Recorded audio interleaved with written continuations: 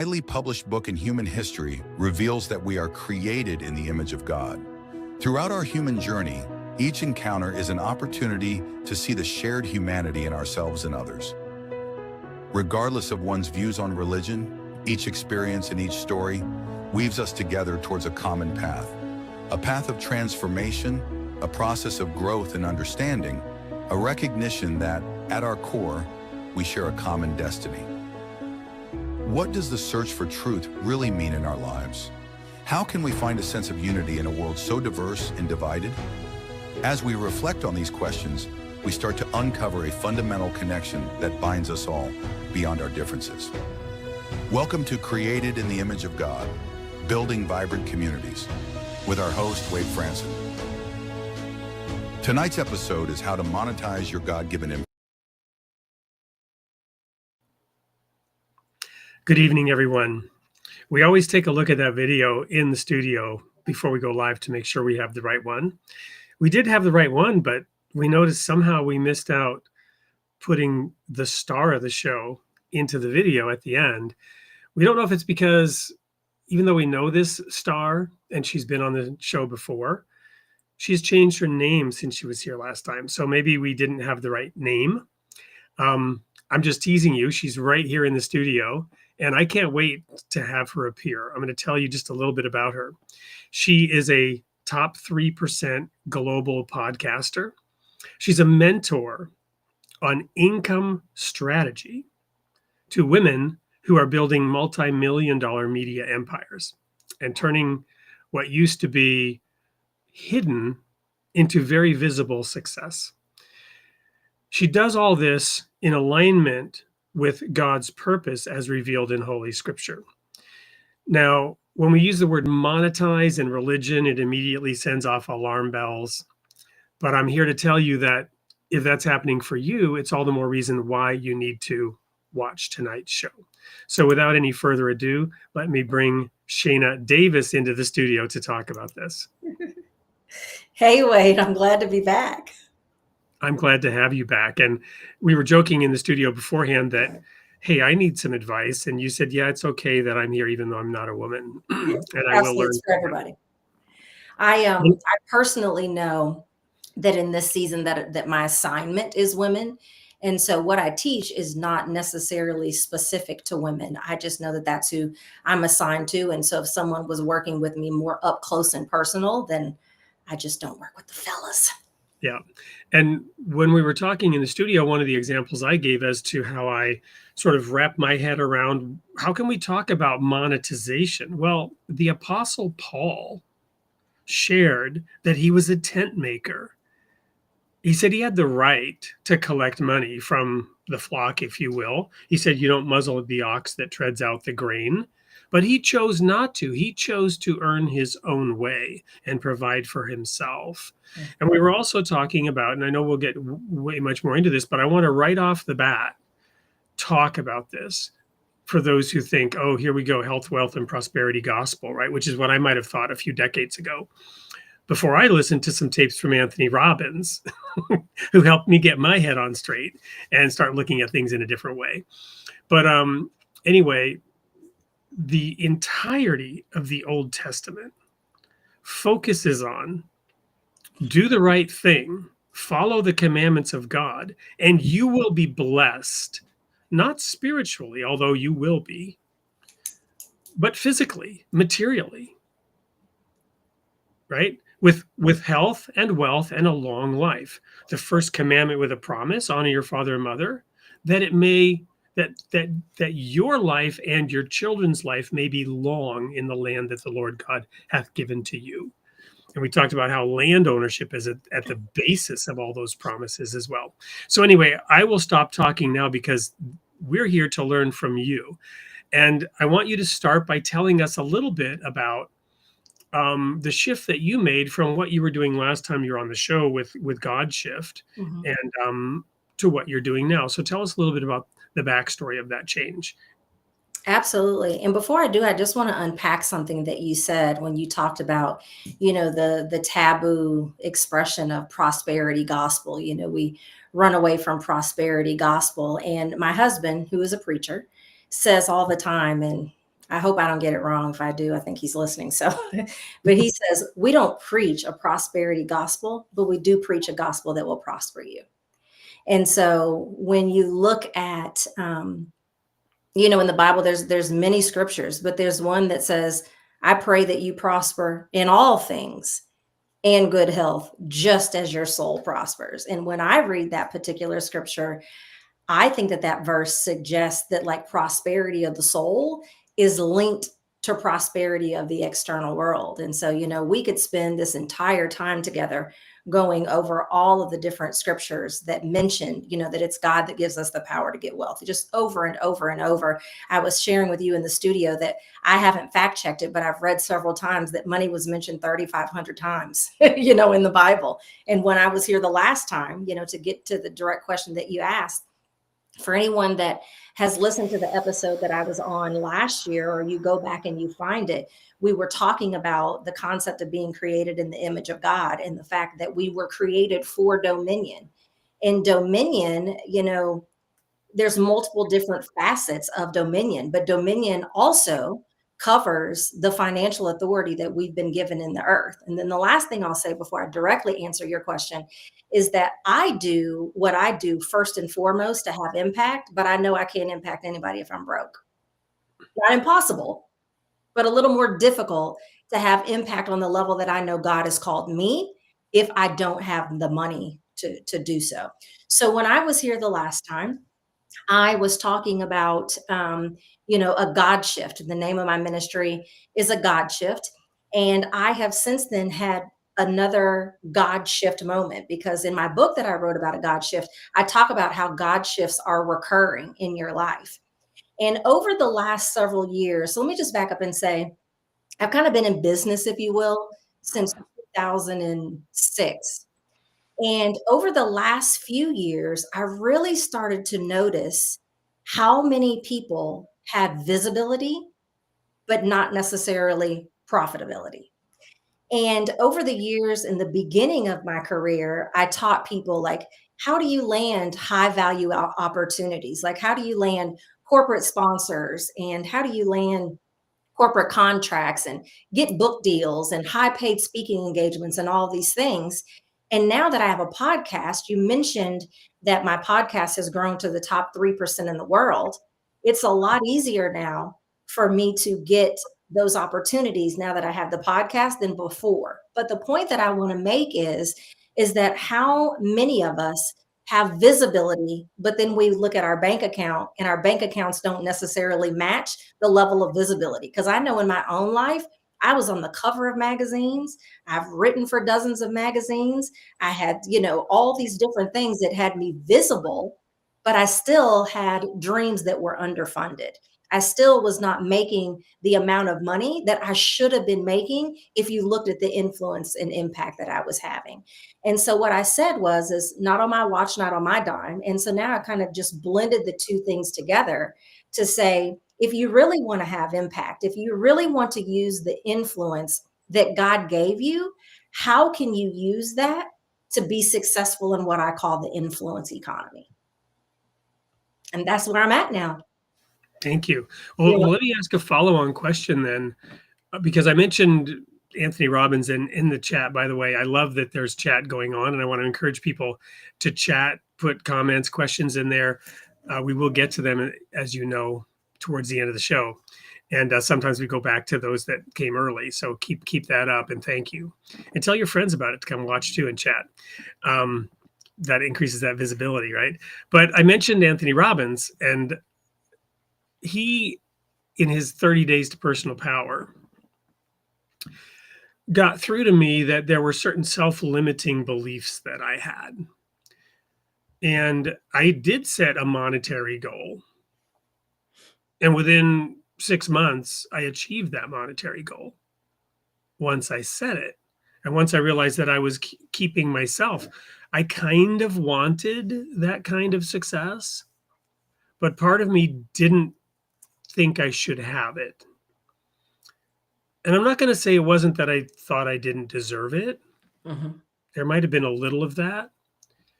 But for me, it was the fact that I somehow thought if I had it, I would be evil. Mm, Because after all these rich people are evil, right? yeah. And they are taking advantage of other people, and they are not humble, and they are not following Jesus' path of being a servant, and so on and so forth. All this judgment Yeah. on other people based on the fact of whether they are materially successful or not. When in fact, I don't know them. I don't know their spiritual life. I don't know their walk with God. Yeah. I don't know how God is using them and their material blessings and how generous they are. But I'm judging them and hurting myself with these self-limiting beliefs. And that's what this 30 Days to Personal Power from Anthony Robbins helped me see, because he talked to you about what you believe about money and so on. And I started reflecting on this. So my question is, for you, was there anything like that when you took a step back and realized my material success is not matching my influence success? Yeah. Were there some things that you realized about yourself that were causing that? Not really. I will say, well, yeah, there was a lack of strategy. That's what I realized, was that there was a lack of strategy. I had a strategy for visibility, but I didn't have so I had the mission and I had the message, but I didn't have the method for the profitability.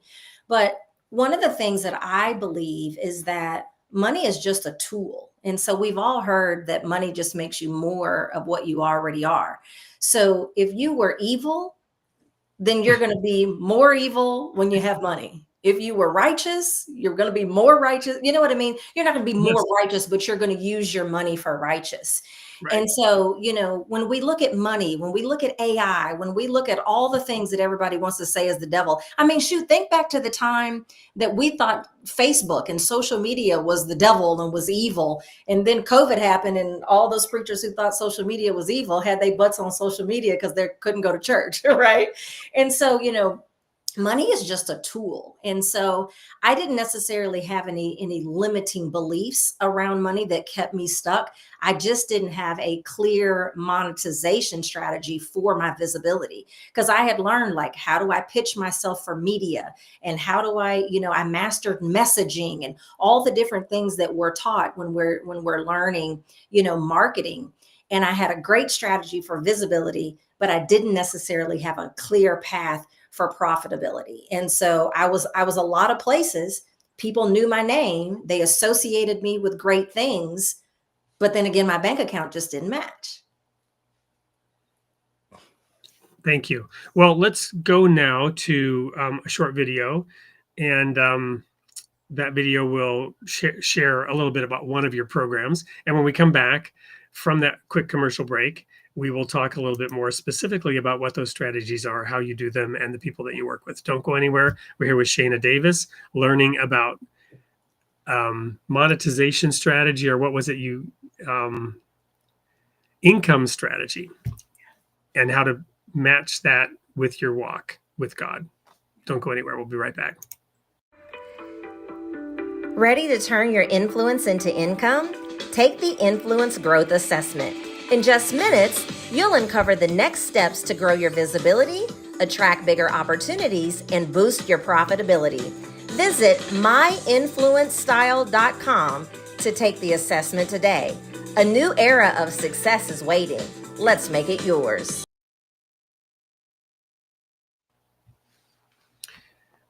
So thank you, Shayna. Tell us a little bit about those three strategies, that little promo, where people should go to learn more, and all that kind of stuff. Yes, I just want to say, first and foremost, that quiz is only for the women. I will share something that even the men can take advantage of, but that quiz is only for the women. And so the quiz is going to help you figure out exactly where you are on your journey of influence, and give you some strategies of like what to do next.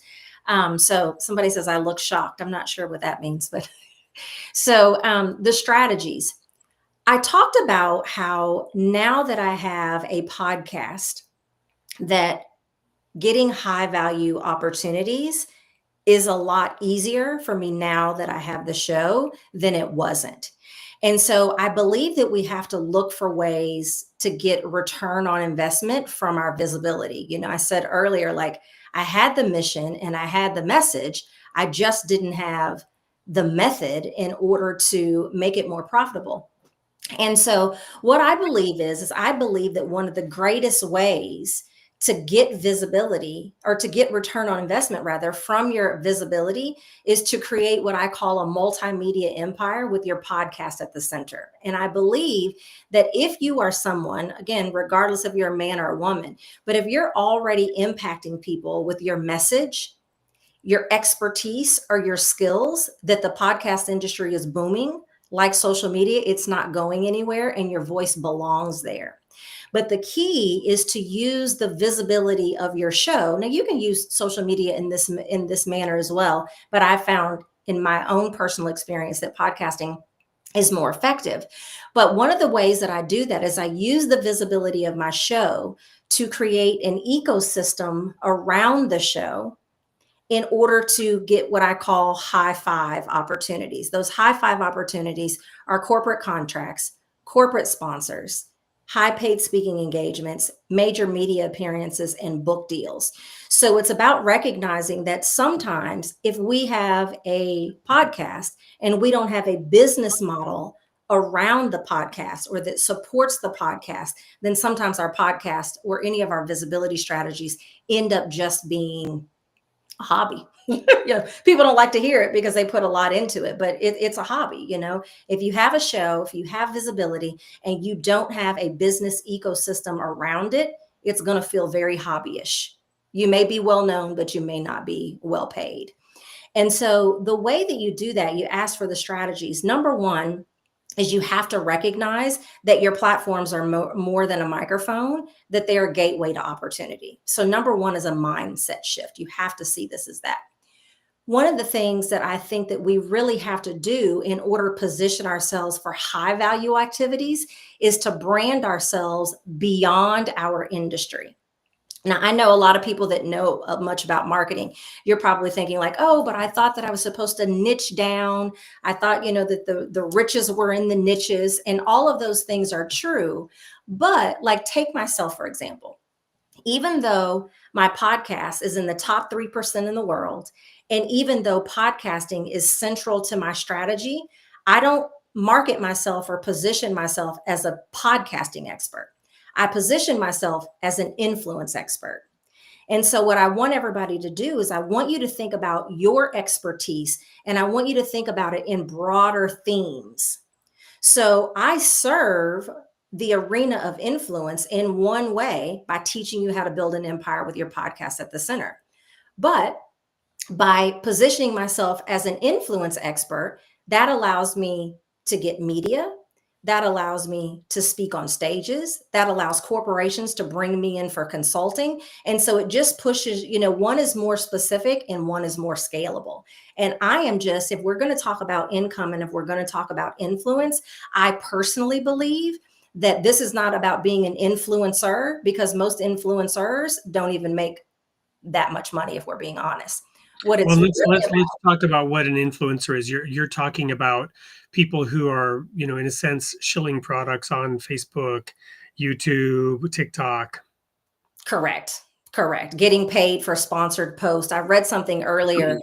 There was a website and it was talking about fitness influencers. And they were saying the average fitness influencer had 50,000 followers, but they were making like $200 per post. What I'm a proponent of is scalable and predictable income.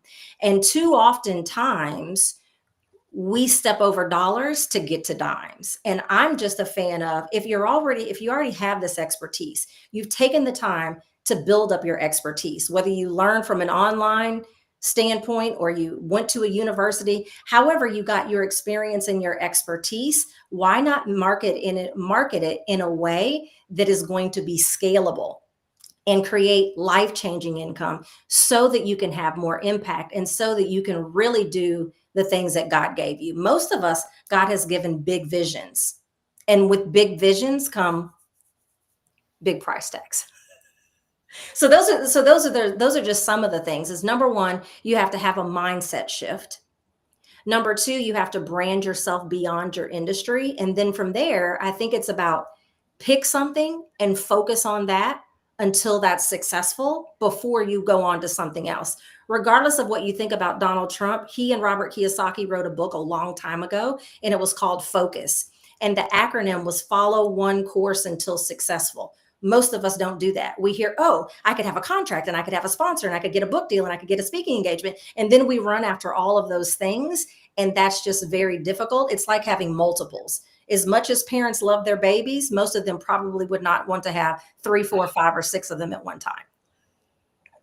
Yeah, so many scriptures are coming to mind, and I'm going to have to throw out a few of them here to just make sure that we're anchored in that, right?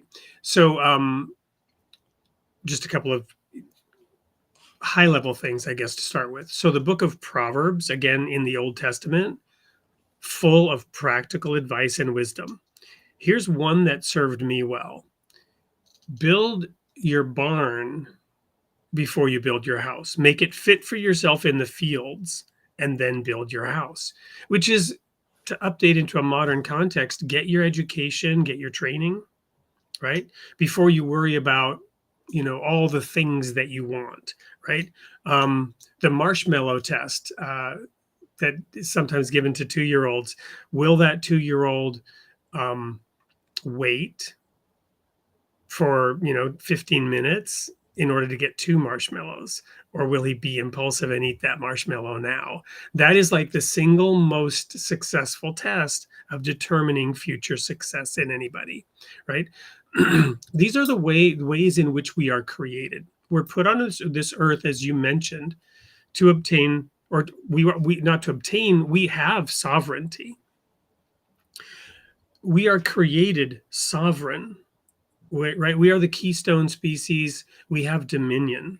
Mm-hmm. What was it you said in the studio before we launched, that we have control over everything except other people, or something? Well, you said it better. Yeah, when you look at dominion, when it tells us in Genesis that we were given dominion over the earth and it names all the things, we were given dominion over everything except other humans. Over everything except other human, right? And so I'm going to sort of bash communism for a moment, and those who pursue that kind of socialism in which we shouldn't own anything. Yeah. And I always say, no, you need to take ownership. And I remember when the Occupy movement, remember Occupy Wall Street? I'm like, that's an oxymoron. How can you teach people to occupy something they don't own? That's called stealing. Right? That's called stealing. And whether or not you think they should or shouldn't have it, you don't get to take it, right? My point being, those people who seem to say we shouldn't own anything want to own and control what you do and think, right? They want to tell you what you can and cannot own.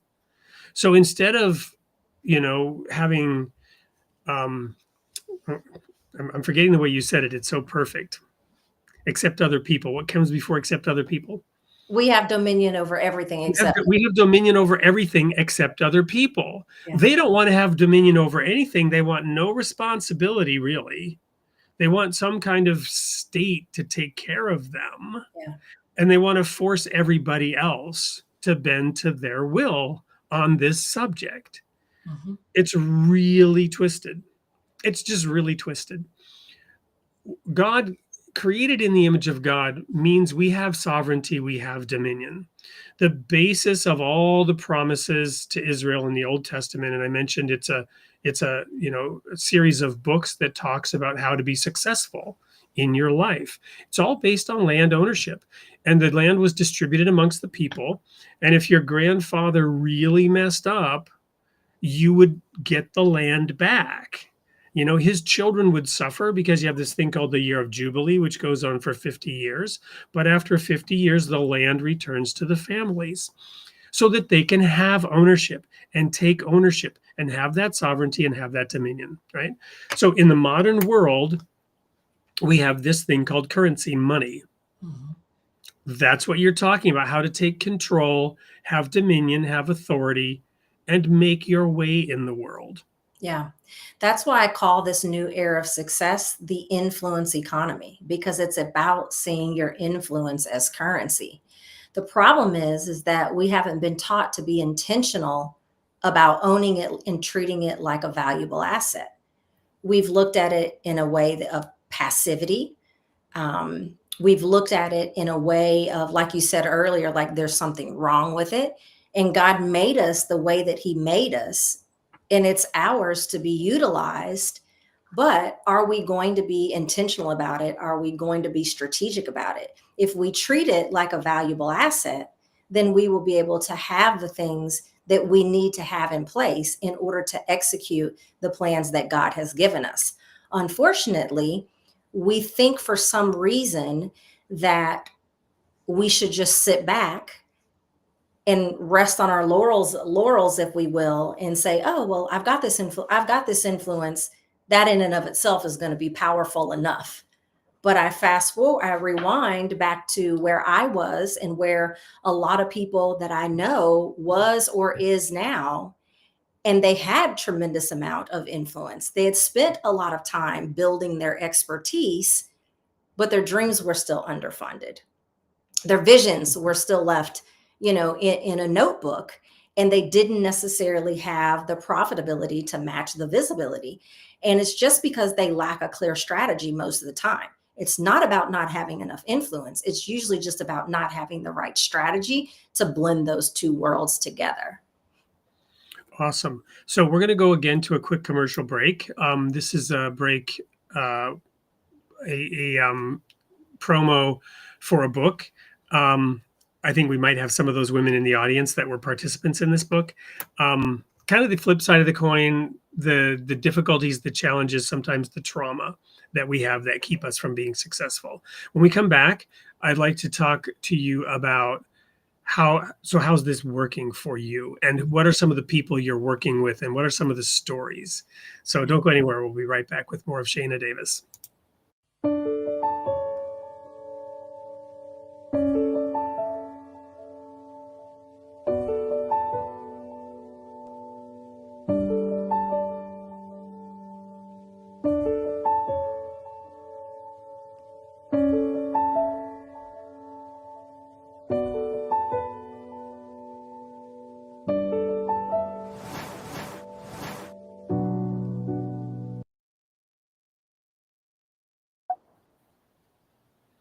So the curator of that, Edna White, is somebody who has used her influence. She has a show out in the Long Island area, and she works with a lot of women and pulled together some of their stories in that beautiful volume. Would encourage people to go ahead and check into that and order it. Let me see here if we even know. Yes, we do. We have a QR code for it too. So I would be remiss if I didn't show that. If anyone wants to, we'll leave that up for a minute. You can, not right now. Hopefully you're on your computer and you can take out your phone and look at it that way, or you can come back and watch this later and use the QR code. So anyway, Shayna, tell us about the success that you've experienced since you've made this shift, including some of the success stories of people you're working with, and how that's going, and what the feedback is on what you're now doing. I was curious when I switched over from a God shift to the influence economy, I'm going to tell you what I anticipated. I anticipated that most of the people that had been following me for a God shift, and most of the people that had been following me for the Jesus stuff, may not be interested in what it is that I'm talking about now. So I thought to myself, there's probably going to be a period of time where the number of podcast listeners is going to go down until the new influx comes in. I thought it would have been the same with my email list and with my social media list. And surprisingly enough, in the very first couple of weeks, I kept getting messages like, "This is what I've been praying about. This is exactly what it is that I've been experiencing. This is exactly what I've been struggling with. Like, God has given me so much, and I've been beating my head against the wall, not making any money from it from so long that," not that they doubted themselves, but they were starting to doubt whether or not they'd even heard God, of what it is that God wanted them to do. Yep. So it's been very, very well received. Now, obviously, there are some people that were like, "I love what you're up to. It just doesn't necessarily apply to me." Right. And so the feedback has been overwhelming from my current audience. Obviously, it's a no-brainer for the audience that I'm attracting, because I'm speaking directly to what it is that I know that they're experiencing. So the feedback has been overwhelming. I just started this segue, if you will. The Lord speaks to me every September about assignments. I don't want to get too much into the Hebrew calendar and all those things, but in the Hebrew calendar, September is the beginning of a new year. So I think that revelation falls in the fall, and not generally speaking, but for me, new revelation usually seems to fall in the fall. And so every September, the Lord usually speaks to me about assignments. And so last September, which would have been September of 2024 at the time of this recording, is when he started speaking to me about what it is that I had done in the marketplace. He reminded me that nothing would be wasted, because if I can be completely transparent and honest, back in 2018, when I accepted my calling to ministry, I thought that the moment that I said yes to ministry, I was going to have to say no to strategy. I was going to have to say no to all the things that I had been doing for years. And the Lord told me, he said, no, nothing will be wasted. And so now you fast forward to the end of 2024 and nothing is wasted, because now I have the opportunity to kind of blend those two worlds together. And so we didn't even, like, the new website didn't even go live until yesterday, and all of the pages are not even fully there. We launched a digital course in the quiz in January of this year. So I don't have I have a small number of people that we have kind of beta tested some things with, and they're already seeing more tangible results. I promise three things. I promise that you will be in position to get life-changing income, that you'll be in position to shape industries, and you'll be in position to leave a lasting legacy. It's too soon for the testimonies to pour in about the shaping of industries and the lasting of legacies, but people are in position to be able to do that. And so it's been very well received. And it's been a joy. It's been a joy to kind of get back to my roots, if you will, as well, because I'm still always going to be a Jesus girl. I'm still a preacher. My husband and I are launching a church this year, so just because I'm talking about the influence economy, I have not by any stretch of the imagination, put my faith in the rearview mirror. Again, I've just found a beautiful way to blend these worlds together. And so, yeah, I'm really excited about where I am and where we're going. I love that you shared that some have that moment of doubt, right? Mhm. When they receive an understanding of what God wants them to do, a calling, if you will, and they begin to pursue that. And, just like the story of Jesus walking on water and Peter coming to him when he took his eyes off Jesus and saw the waves and the trouble, he started to sink. And in so many areas of life, and I've lived a very rich life, a long life already. I'm not saying I'm old or anything, but I've had many, many experiences. And I could list so many different times in my life where huge challenges and problems and seemingly insurmountable difficulties came up, blocking my way, forcing me to go to the left, forcing me to go to the right, forcing me to bulldoze through or go over. Um, but afterwards, then there was that blending, right? There was that. I love the nothing is wasted idea that helped you see that there was a purpose to the zigs and the zags that you were taking. Yeah. I always say it's funny that you use that language, because multiple times in interviews over the last couple of decades, if they ask me, like, what's a piece of advice that you give people, I always say, be open to the zigzag, because I want us to be committed to where we're going, but not necessarily attached to how we get there or who goes along with us. Because I think when we're open to the zigzag, and we're open to the vehicle that may get us there, or we're open to the people that may go with us, is when we end up exactly where it is that God wants us to be. But when we have a tight grip on, this is the business that I want to get there, this is the idea that I want to get there, this is the person that's going to go with me, oftentimes we find ourselves at a roadblock. And then, of course, the number one thing we do is say, like, did I not hear from God? Am I really not ready? Am I really not capable? All of those inner thoughts that I believe are a trick of the enemy begin to creep in, when it's just, sometimes we just weren't open to the zigzag because we were holding on like with a death grip. I like to say that sometimes the hardest thing to let go of is what we had in mind. Yes. And what does God say? Our thoughts are not his thoughts. Yeah. Right? His thoughts are so far above ours. Yeah. When he shows us a direction, we can pretty much guarantee there's going to be headwinds. And when you're sailing into the wind, you have to tack, which is to zig to the left and then zag to the right. You have to tack, into the wind to make headway. If you just try to go straight in, you're just going to be blown straight back. Yeah. But by angling this way, you can make quick progress. You're going to have to, zig back the other way to continue to make progress. And I love that you've described it as being open to the ongoing guidance, Yeah. right? Yeah. I mean, I don't know how many of you have seen the image, but it'll show like the starting point and where we're going or where God told us we were going. And if you look at our version of the journey of how we're going to get there, we just draw a straight line. But then in the next depiction of it, it shows like it's like a maze. It looks like someone is like taking a ball of yarn and just, wrapped it all up. Like that's the way, that's the journey that God has for you to get where you're going. And Yeah. so you were clear on what he told you. You're clear on where it was that he said he was taking you. You're just not getting there the way that you wanted to or the way that you hoped you would. At least I know that's been my story. And I will be completely transparent and say, sometimes I throw a toddler tantrum for a good 3 or 4 minutes. I'm like, I don't want to do this.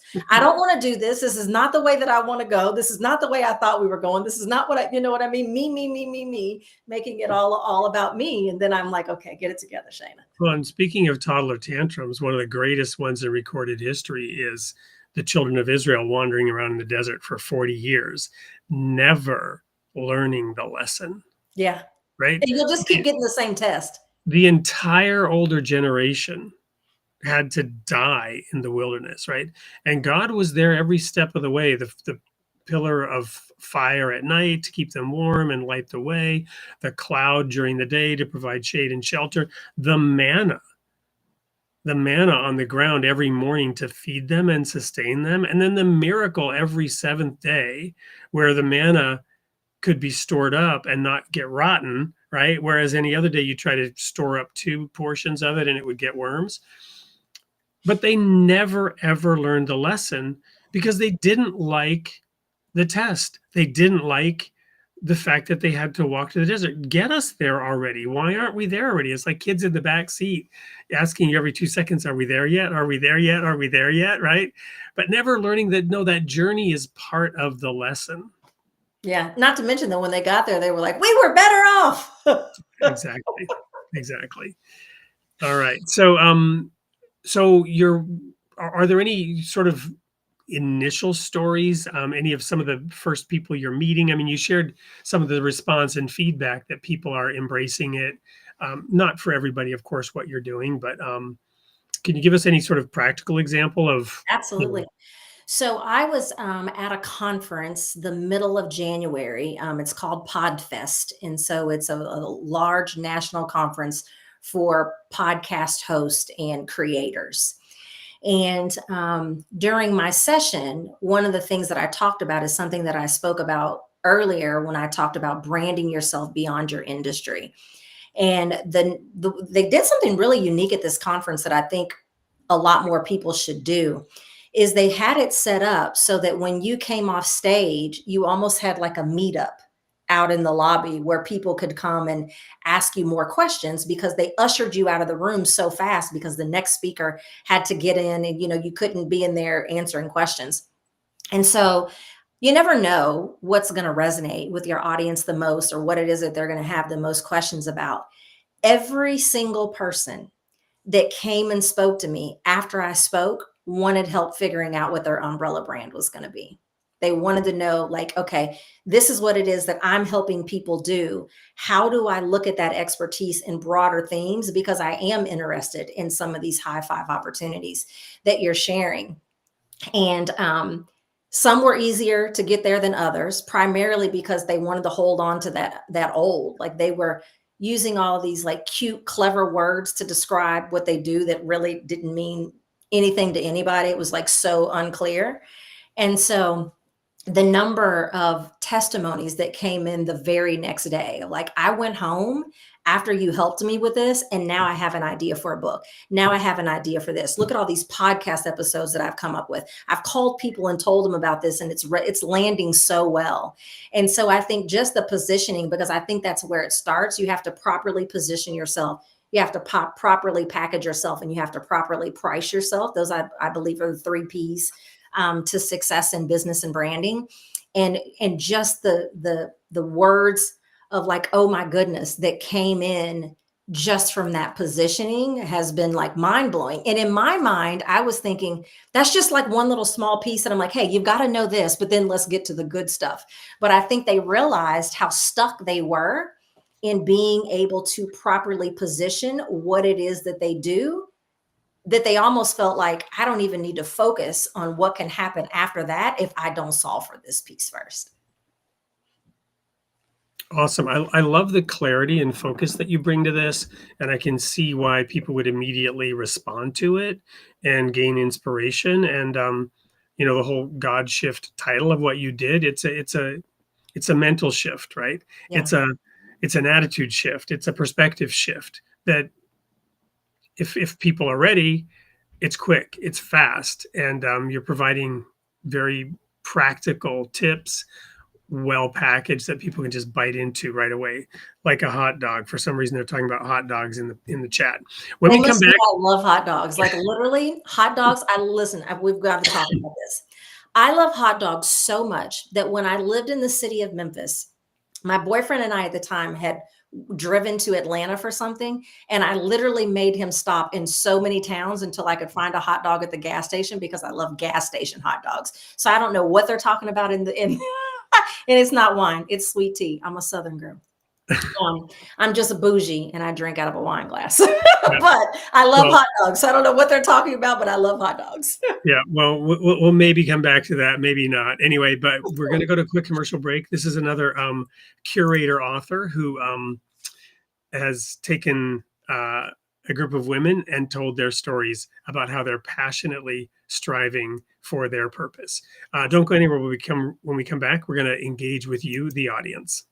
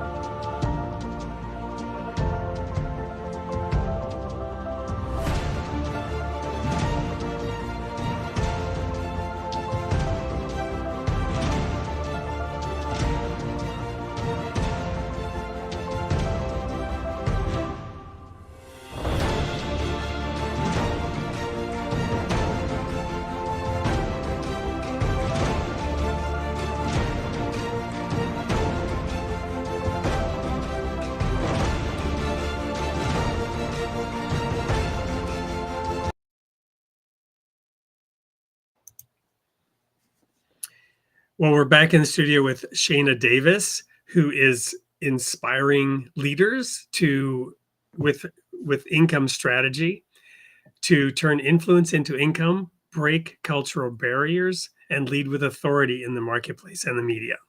And now we get to that fun part of the show where we get to engage with some of the audience comments. So I'm going to go back to the beginning of some of these comments. When we first remove this QR code, you can just hold up your smartphone to that, and it'll take you to where you can get this book by curator Elise Cortez, who's a PhD with her own podcast on striving for purpose or with purpose. So going back to the chat, very early on, somebody was, where is it here? I'm trying to remember, there was something I wanted to,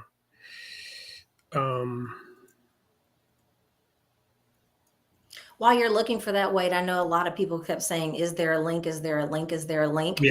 So men and women alike, you can go get my Influence Economy Playbook. And so there's 3 things in the playbook. There's a blueprint of sophisticated strategies. There's a visibility tracking checklist and also a visibility ROI calculator. And it's going to teach you how you can take something like a podcast and create the scalable and predictable income. And you get that at influenceeconomyplaybook.com. Again, that's influenceeconomyplaybook.com. But be sure to enter the code free so that you can get it completely complimentary. I'm looking for actually that. I'm coming up with Shayna Davis home. Is it on that site? I can just copy and paste that in here into the chat. Yeah, I'm not sure what that's probably just going to take you just to my regular website. It's not on there. It's a special from influence to income. Yeah, so that's my website, but the offer is like just for your people, and so that they're not going to find that there. All right, let me type that in there again. Could you please tell me that again? Absolutely. So it's influenceeconomyplaybook.com. And make sure you use the code free or else it'll charge you. Use the code free. Yep. Special offer. Yeah, unless you want to pay for it, but use the code free, you get it completely complimentary just because you're here on Creative. Are you violating your own principle now, not naming a price? No, it's $47 if you want to pay for it. Or if not, you can enter the code free because you're part of Wade's clan and you can get it for free. That's amazing value. Thank you so much. That's generous. Go there and get it. Not right now because we're still going through audience comments, but thank you for sharing that. Yes. The other one, early on, people were asking, and I don't mean to put you on the spot, about profitability. It sounds like you had a quicker turnaround than you thought, but is that all working, or is there like still a plan and a trajectory and a point in time where you achieve all of your goals? Well, no, it's already working because what I'm doing is these are strategies that I implemented in my life and my business 15, 20 years ago.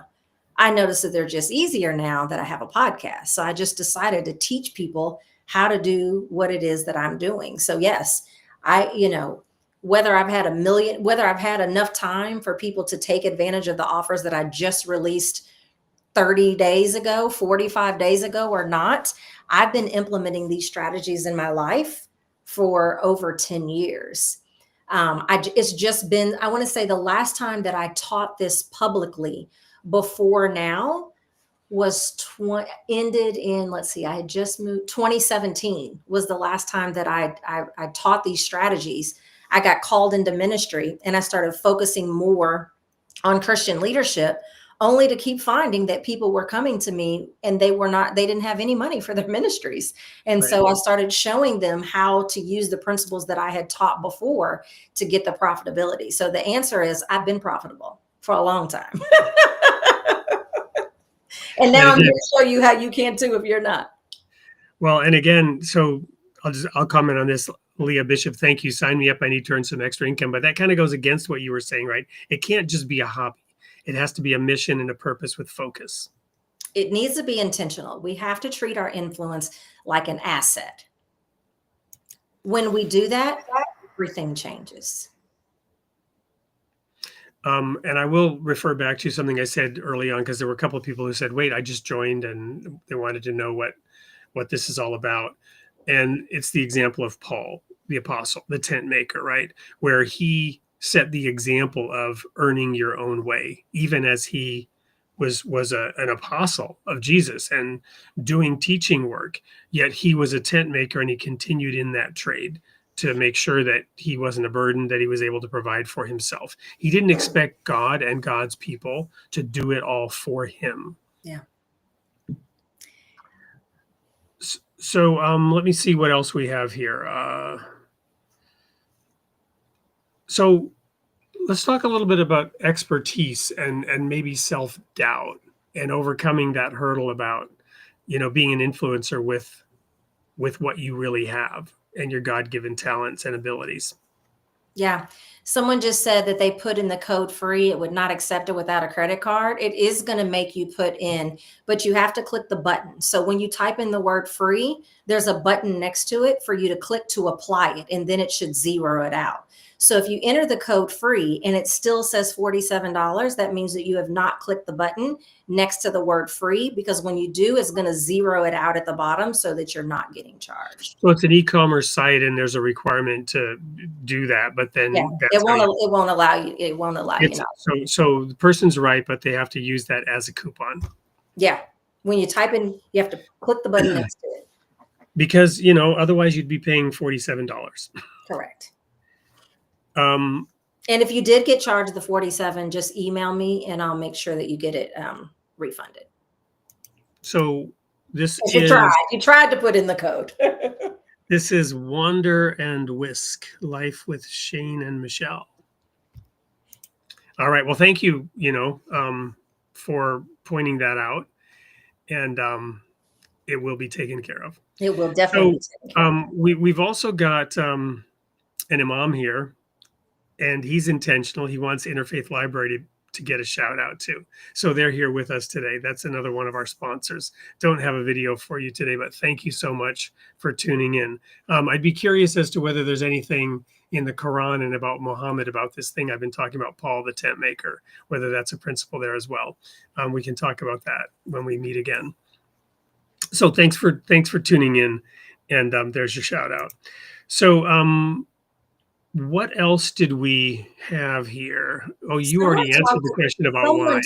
Someone talked about, yeah. I went on a retreat, a spiritual retreat to Bali, Indonesia in 2019. And I had the ability to stay at this really, really nice villa, and they served everything like in wine glasses, and they took care of us, and they juiced our juice, and they did all these things. And so then I came back to America, a bougie hot mess, probably worse than a bougie hot mess than I already was. So I drink pretty much everything out of a wine glass: water, tea, orange juice. I pretty much drink it all out of a wine glass.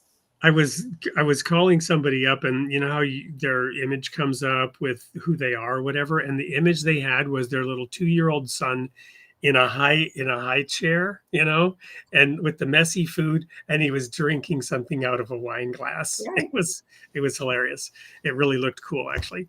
So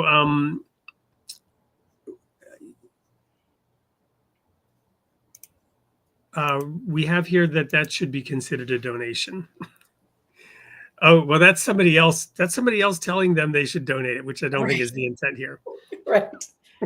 My email address is hello@shaynadavis.com. Yeah. And so send us an email. We'll absolutely make sure that you're going to get it anyway, but we'll make sure that $47 gets refunded to you, because you did try to enter the code. Okay. So, what else in the couple of minutes we have left here, what else do you want to leave the audience with? And for those in the audience, what questions do you still have for Shayna? Yeah. I would say that, your influence is a superpower. You just have to own it. You have to be willing to show up boldly. You have to know your worth. And for some people, that's really easy. And for some people, that's yet a struggle. And so, we've talked a lot about God shift moments, and we've talked a lot about things first starting with a mindset shift. And I think that we have to first embrace the fact that God gave us this influence. We have to know what our influence is worth, and we have to be willing to show up boldly, and we have to make sure that our influence is aligning with what it is that He's called us to do. And then I think we've shown multiple scenarios why there's absolutely nothing wrong with you making an income from the gifts that God gave you. It tells us in Deuteronomy that He gives us the power to get wealth. He gives us the power to get wealth. So it's not self-serving. It's not evil.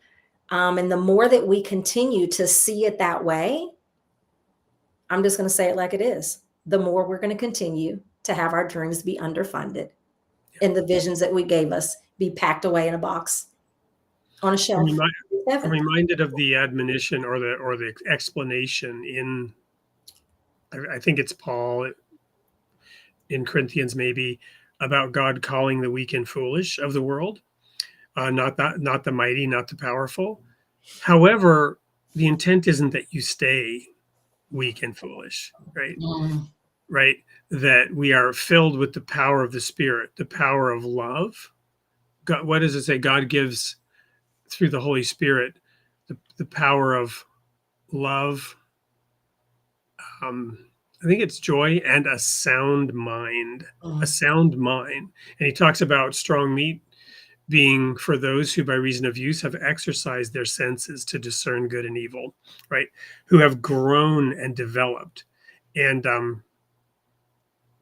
yeah, if you are created in the image of God and you want to represent God and not take his name in vain, right? Important to focus on this physical material aspect of your life and not take pride in being poor. Yeah, I think we have a lot to unlearn in Christianity. I think there's a lot that's been taught in error, and there's a lot that we have to unlearn as a result of that. But I think you're absolutely spot on. Wonderful. Well, we're going to call that a wrap. I've set the intention this year, as I've shared with the audience, to end on time a little bit more often. We sometimes go late. If you do have a question, there's still time. We're going to do one more thing here in a minute, which is play the sneak peek for next week's show. But I will let you have the last word. If there's any comment that we missed that you want to comment on, any question that just came in, or anything you want to leave before we go to tell our audience what we will be doing next week. No, I think we pretty much have covered it. Just let this be the year that we stop sitting on the sidelines. Let's get in the game. I love it. Thank you so much, Shayna, for being here with us again. And I can't wait to hear more stories about the success you're having and where this is going to lead. And I hope to have you back on to share some of that. Absolutely. Thank you again, Wade. All right. So we're going to just then show the sneak peek for next week and conclude with that. And we hope to see you all there. Until then, may God be with you. And I'm tempted to do the whole Spock thing, right? Live long and prosper. You've already done it. We'll see y'all next week. Goodbye, everybody.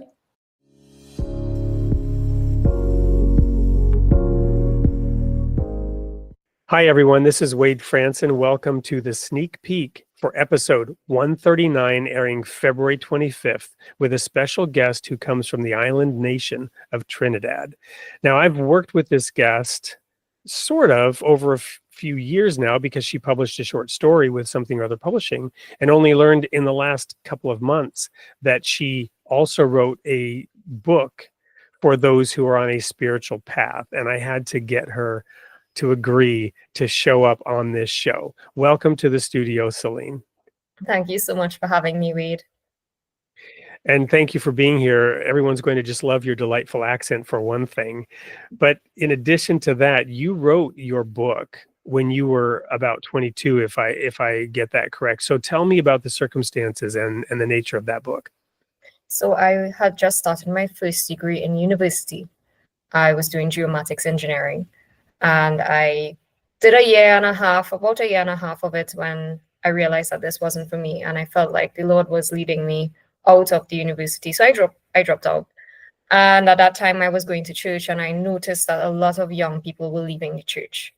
And these were people that were on fire for God. They came in on fire for God. They were at, all the conventions. They were at everything, involved in everything in the church. And then all of a sudden they just kind of lost interest and they left the church. And I was really heartbroken by that. And I started to do some investigating. And I realized that they were leaving the church because sometimes they weren't being addressed with certain things. And sometimes because they were young, people were telling them that they weren't old enough to understand, or they were not well seasoned enough to understand certain concepts. And I think that the gospel was a little complicated. Sometimes we make it a little complicated, and I wanted to write something about that. So it started off as a vent first as to why the youths were leaving. And then eventually I started to talk about how you walk with God and actually give advice on a casual level. So the book is written totally casually. And it was just my message to help new Christians be able to understand the gospel in a simple way, but also to understand the things that they don't usually tell new Christians, which is why the book is called Things That They Don't Tell New Christians. Wonderful. And in the studio, when we were talking before, you shared with me the powerful, dramatic events that led you to your own deep spiritual connection, which we're not going to reveal here on this sneak peek. You're going to have to come to the full show to learn about the amazing story that Celine has to tell that led to all this. But I want to ask one more question about what you just said, that sometimes the gospel is made too complicated, because we talked about that in the studio, and your book sought to address that. So unpack just very briefly, what do you mean the gospel is being made more complicated than it needs to be, more complicated than is useful, and perhaps why youth are being dismissed and discouraged with the, oh, you're too young to understand kind of talk? So I think that it has a lot to do with tradition mixing into doctrine. And there's a lot of tradition in the church that, stipulates these rules, and it's almost like the law. And it's kind of hard because you're trying to fulfill these expectations and you're not living up to these expectations. So you just kind of be honest with yourself and you're like, well, I can't do this anymore. So I think that was one of the major things. And then another thing is that sometimes we make it too complex. We add all these big words and we use theology. I'm not saying that theology is bad, but, it kind of loses the message and the simplicity of the gospel. The gospel is straightforward. It's not meant to be that, a winding road. Thank you. I can already anticipate several questions that will come out of that we will unpack, such as the fact that, in Jesus' day, he fought against the traditions that had crept into the Jewish religion, and he cut through them like through the Gordian knot. And I can't wait to talk about that directly with you in the studio, and many other things. So for a full hour of Celine Elizabeth and unpacking her book and the message of it, you do not want to miss episode 139, airing on February 25th at 8 p.m. Central Time on Created in the Image of God. See you there.